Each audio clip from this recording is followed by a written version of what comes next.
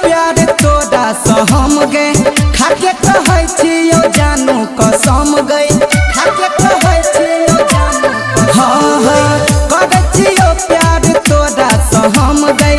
खाके कहै छियो जानू कसम गए जान जान कही के तू हमरा छोड़ दे लगे पास रहते हमरा से दूरे कर ले लगे दिल पर लिख का अपन नाम तू लोढ़ी सा खुद दे लगे दिल पर लिख का अपन नाम तू लोढ़ी सा खुद दे लगे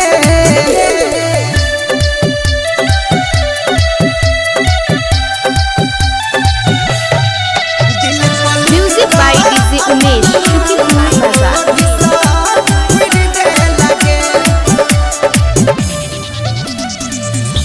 प्यार में पागल बनौला हमारा से दूर तू भेला दोसरा के संगे तू बीतई है दिन रात गे जानू है दिन रात गे जानू हमर नहीं बात तू करे है दोसरा के साथ गे रही है दिन हमर कटते रोज पीट पीट के छाती गे जानू प्यार के नाम अब भरोसा तो ठा दे लगे पास रहते हमरा से दूरे कर ले लगे दिल पर लिख का अपन नाम तू लोढ़ी सा खुद दे लगे दिल पर लिख का अपन नाम तू लोढ़ी सा खुद दे लगे दिल पर लिख का अपन नाम म्यूजिक बाय डीजे उमेश शुक्रिया बाजार।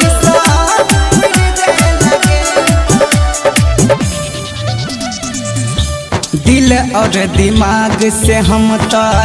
तोरे चाहलियो हमरे लतू तो बनल छलही एक पीस गे जानू छलही एक पीस गे जानू मोहब्बत के नाम से डर अब होई छै गे हमारा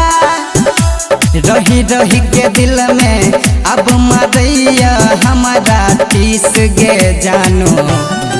सरोज भारती आ नरेश के तो भो लागे लगे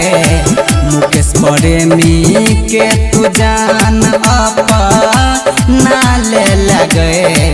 दिल पर लिख का अपन नाम तू लोढ़ी सा